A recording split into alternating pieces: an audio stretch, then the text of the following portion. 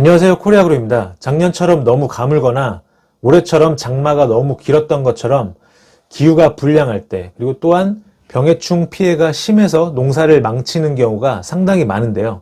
기후는 하늘이 도와줘야 하고 병해충 피해도 방제를 철저히 하면서 관리해야겠지만 성공 농사를 위해서는 양분의 공급도 상당히 중요합니다. 특히 이 양분 관리를 어떻게 하느냐에 따라서 기후 불량과 병 발생에 의한 피해를 경감시킬 수 있습니다.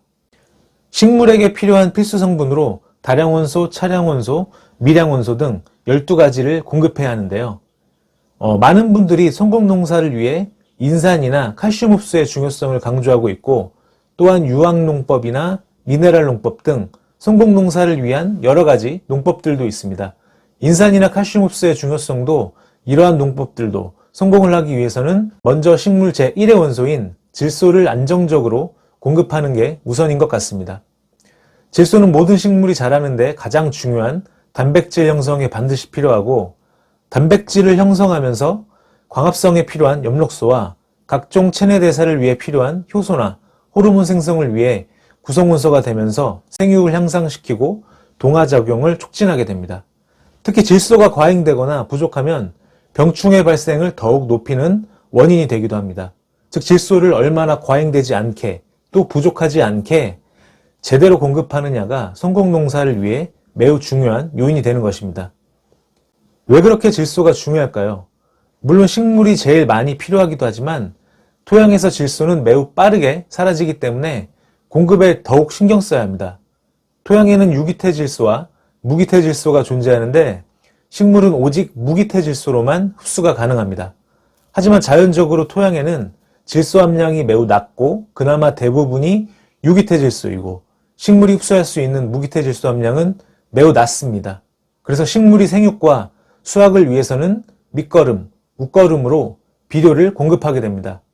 하지만 무기태 질소는 가스로 손실되거나 근검박 지하수 쪽으로 유실되어 토양에서 금방 사라지게 됩니다. 그래서 비료를 줘도 질소는 비분이 오래 가지 못하기 때문에 작기가 긴 경우에는 밑거름 공급뿐만 아니라 추비를 해야 하는데요. 질소는 타 성분에 비하여 토양에서 이동성이 좋고 흡수력이 타 성분보다 매우 빠르기 때문에 추비를 한 번에 많이 주게 되면 추비를 한 그 순간에는 질소가 과잉 공급되고 곧 질소가 금방 유실되면서 다음 추비를 하는 시간까지는 또 부족하게 됩니다. 특히 질소의 경우 정량으로 제대로 주더라도 기온과 일조량 그리고 식물의 생육 상태에 따라서 질소가 과잉되거나 부족할 수도 있습니다. 그래서 추비를 하는 경우에 한 번에 많이 공급하기보다는 조금씩 자주 살포해 주시는 것이 효율적입니다. 특히 비가 많이 오고 기온이 높은 경우에는 질소가 더욱 빠르게 유실되기 때문에 평소보다 추비의 시비 간격을 좁혀줘야 합니다. 즉 질소는 식물에 빠르게 흡수되고 토양에서 유실이 빠르기 때문에 밑거름, 웃거름을 시비하는 순간에는 필요한 질소 양보다 과잉이 일어나고 시간이 조금만 지나면 질소가 금방 유실되면서 다음 추비 시까지 필요한 질소 양보다 부족한 경우가 많다는 것입니다. 즉 이처럼 질소의 과부족이 일어나면 당연히 생육이 불량하고 병 발생이 많아질 수밖에 없습니다. 그 다음은 질소 과잉 문제인데요. 이미 많은 농가분들이 질소 과잉 문제로 비료 살포량을 예전보다 줄이시고 계시는데요. 하지만 퇴비나 유박비료는 여전히 많이 살포되고 있습니다. 토양 개량과 유기물 공급을 위해 사용하지만 대부분의 농가분들은 양분 부족을 걱정하시어 상당히 많이 살포하시는데요. 이는 많은 문제를 일으킵니다. 가스 피해, 유기물 함량 불균형, 인산과 염류 집적 등이 발생하고 더불어 오늘의 주제인 질소의 과잉도 불러옵니다. 퇴비와 유박을 많이 살포하면 토양의 질소량은 얼마나 될까요? 여기 표를 보시면 우분, 돈분, 개분의 퇴비양의 양분 함유량을 볼 수 있는데요. 가장 많이 사용하시는 우분을 보시면 우분 1톤에 총 질소가 6kg이 들어있고 이 중 살포한 해에 식물이 이용할 수 있는 질소는 2kg입니다. 즉 예를 들어서 고추박 300평에 우분을 10톤 살포했다면 식물이 이용 가능한 질소가 20kg이나 되는 것입니다. 고추 표준 시비량을 살펴보면 밑거름과 웃거름을 다 합치면 19kg, 그리고 여기에 퇴비 건장량 300평에 2톤까지 계산하면 4kg으로 총 필요한 질소량이 약 23kg이 됩니다. 어떤가요? 우분을 10톤 살포한 곳에 또 21- 복합 비료를 3포 넣으시면 질소가 12.6kg이 또 늘어나게 되고, 또 여기에 추비로 요소나 NK 비료를 또 주시면 그만큼 질소가 또 증가하게 됩니다.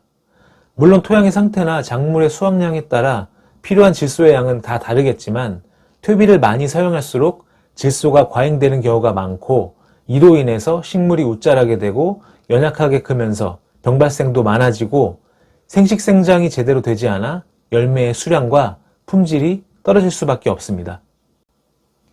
이번에는 퇴비 대용으로 많이 사용하시는 유박을 살펴보겠습니다. 10평에 유박 1포씩 300평에 30포를 사용한다고 가정하면 질소 함량이 24kg이 됩니다. 이미 고추 표준 12량에 필요한 질소 23kg보다 많아집니다. 또 여기에 복합 비료를 뿌리시고 추비까지 하시면 더욱 질소가 과잉 공급됩니다.